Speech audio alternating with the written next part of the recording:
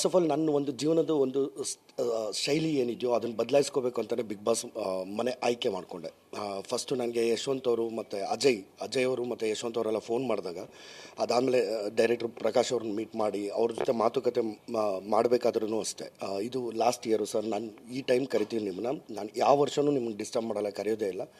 ಈ ಸಲ big boss ಮನೆಗೆ ನಿಮ್ಮ ಅವಶ್ಯಕತೆ ಇದೆ, ದಯವಿಟ್ಟು ನೀವು ಬನ್ನಿ ಅಂತ ಕೇಳ್ಕೊಂಡಾಗ ಅವ್ರು ಹೇಳಿದಾಗ ಒಂದು 2-3 ಮೀಟಿಂಗ್ ಆಯಿತು. ಆಮೇಲೆ 1 ತಿಂಗಳ ಮುಂಚೆನೇ ಕೇಳಿದರು. 1 ತಿಂಗಳ ಮುಂಚೆ ಕೇಳಿ 2-3 ಮೀಟಿಂಗ್ ಆಗಿ ನಾನು ಡಿಸೈಡ್ ಮಾಡಬೇಕಂದ್ರೆ ಟೈಮ್ ತೊಗೊಂಡೆ ಅಣ್ಣ, ಸಿಕ್ಕಾಪಟ್ಟೆ ಟೈಮ್ ತೊಗೊಂಡೆ. ಒಂದು ನನ್ನ ಜೀವನ ಶೈಲಿ ಏನಿದೆಯೋ, ಈ 4 ಗೋಡೆ ಮಧ್ಯೆ ಬದುಕ್ತಿರೋದು, ಈ ಶೂಟಿಂಗ್ ಇತ್ತು ಅಂದರೆ ಆಚೆ ಹೋಗ್ತೀನಿ, ಇಲ್ಲಾಂದ್ರೆ ಏನೂ ಇದ್ದಾನಲ್ಲ. ಮ್ಯಾಕ್ಸ್ ಸಿನಿಮಾ ಆದಮೇಲೂ 1 ತಿಂಗಳು 2 ತಿಂಗಳು ಫ್ರೀ ಆಗಿದ್ದೆ. ಆಮೇಲೆ ಮ್ಯಾಕ್ಸ್ ಸಿನಿಮಾ ಯಾವಾಗ ರಿಲೀಸ್ ಆಗುತ್ತೆ ಡೇಟು ಅನ್ನೋದನ್ನು ಗೊತ್ತಿರಲಿಲ್ಲ. ಅದಾಗಿ ಕೆಲವೊಂದು ಸಿನಿಮಾಗಳು ಅವಕಾಶಗಳು ಇತ್ತು, ಅಂದರೆ 1-2 ಸಿನಿಮಾ ಅಡ್ವಾನ್ಸ್ ತೊಗೊಂಡಿದ್ದೆ, ಅದು ವಾಪಸ್ ಕೊಟ್ಟೆ. ಅದಾದಮೇಲೆ ಒಂದು ರಿಯಾಲಿಟಿ ಶೋ, ಅಂದರೆ ಲೈಫಲ್ಲಿ ಇವಾಗ ರಂಗಭೂಮಿ ಕಲಾವಿದನಾಗಿ ಬಂದು, ಆಮೇಲೆ ಆರ್ಟ್ ಡಿಪಾರ್ಟ್ಮೆಂಟಲ್ಲಿ ಸೆಟ್ ಬಾಯ್ ಆಗಿ ವರ್ಕ್ ಮಾಡಿ, ಆಮೇಲೆ ಪ್ರೊಡಕ್ಷನ್ ಎಕ್ಸಿಕ್ಯೂಟಿವ್ ಪ್ರೊಡ್ಯೂಸರ್ ಆಗಿ, ಆರ್ಟ್ ಡೈರೆಕ್ಟರ್ ಆಗಿ ಸುಮಾರು ಕೆಲಸಗಳೆಲ್ಲ ಮಾಡಿದಾಗ ಆ್ಯಕ್ಟಿಂಗು ಮಾಡ್ಕೊಂಡು ಇರಬೇಕಾದ್ರೆ ನಾನು ಒಂದು ಸಲ ಇದು ರಿಯಾಲಿಟಿ ಶೋನು ಎಕ್ಸ್ಪೀರಿಯನ್ಸ್ ಹೇಗಿರುತ್ತೆ ಹೋಗೋಣ ಅನ್ನೋದು ತಲೆಯಲ್ಲಿತ್ತು. ಹಾಗಾಗಿ ಹೋಗಿದ್ದಾದಮೇಲೆ ನನಗೇನು ರಿಯಾಕ್ಟ್ ಮಾಡ್ತಿದ್ರು ಆವಾಗಿದ್ದ ಸ್ಪರ್ಧಿಗಳು, ನಾವೇನು 17 ಜನ ಇದ್ವಿ. 17 ಜನ ಇದ್ದಾಗ ಜಗದೀಶ್ ಅವ್ರದ್ದು ಏನು ರಿಯಾಕ್ಟ್ ಬರ್ತಿತ್ತೋ ಅದು ರಿಯಾಕ್ಟ್ ಮಾಡ್ತಾ ಹೋದೆ. ಆಮೇಲೆ ಮನೆಯವರು ಎಲ್ಲರೂ ಆವಾಗಿನ್ನೂ ಗೇಮ್ ಸ್ಟಾರ್ಟ್ ಆಗಿರಲಿಲ್ಲ. ಆ್ಯಕ್ಚುಲಿ ಎಲ್ಲ ಇಂಟ್ರಡಕ್ಷನ್ ಇತ್ತು, ಒಬ್ರಿಗೊಬ್ರು ಪ್ರೀತಿಯಿಂದ ಮಾತಾಡಿಸ್ಕೊಳ್ಳೋದು, ಒಬ್ರಿಗೊಬ್ರು ಪರಿಚಯ ಮಾಡ್ಕೊಳ್ಳೋದು, ಒಬ್ಬರು ಕಾಲು ಎಳ್ಕೊಂಡು ಕಾಮಿಡಿ ಮಾಡೋದು, ಹಾಡು ಹೇಳೋದು, ಈ ರೀತಿ ಒಂದು 2-3 ವಾರ ಇತ್ತು. 2-3 ವಾರ ಆದಮೇಲೆ ನಾಮಿನೇಷನ್ ಪ್ರಕ್ರಿಯೆ ಮತ್ತು ಕಳಪೆ ಮತ್ತು ಉತ್ತಮ ಈ ಥರದ್ದೆಲ್ಲ ಪ್ರಕ್ರಿಯೆಗಳೆಲ್ಲ ಸ್ಟಾರ್ಟ್ ಆಯಿತು. ಆ ಒಂದು ಟಾಸ್ಕ್ ಆಗುತ್ತೆ, ಕೀ ಎತ್ಕೊಂಡು ಹೋಗೋದು, ಓಡೋಗಿ ಕೀ ಎತ್ಕೋಬೇಕು, ಕೀ ಎತ್ಕೊಂಡು ಆದಮೇಲೆ ಒಳಗೆ ನಾಮಿನೇಷನ್ ಪ್ರಕ್ರಿಯೆಯಲ್ಲಿ ಆ ಫೋಟೋಸ್ ಚೇಂಜ್ ಮಾಡೋದು ಅಂತ. ಅಲ್ಲೇನು ಮಾಡ್ತಾನೆ ತ್ರಿವಿಕ್ರಮ್, ಏನು ಮಾಡ್ತಾನೆ, ಅಣ್ಣ ನಿಮ್ಮ ಫೋಟೋ ಮುಟ್ಟಲ್ಲ, ನೀವು ಆರಾಮ್ಸೆ ಇರಿ ಅನ್ನೋ ಲೆವೆಲ್ಗೆ ಅಣ್ಣ ಮತ್ತು ಇವನು ತ್ರಿವಿಕ್ರಮು ಮತ್ತು ರಂಜಿತ್ ಹೇಳ್ತಾನೆ.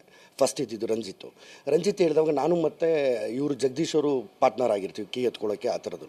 ಅಲ್ಲಿ ಹೋಗಿ ನನಗೆ ಫೋಟೋನೇ ಬದಲಾಯಿಸ್ಬಿಡ್ತಾರೆ. ಆಮೇಲೆ ಅಲ್ಲೊಂದು ಮಿಸ್ಅಂಡರ್ಸ್ಟ್ಯಾಂಡಿಂಗ್ ಬರುತ್ತೆ, ಧನರಾಜಕ್ಕೆ ನಾನು ಬಿಟ್ಕೊಟ್ಟೆ ಕೀ ಅಂತ.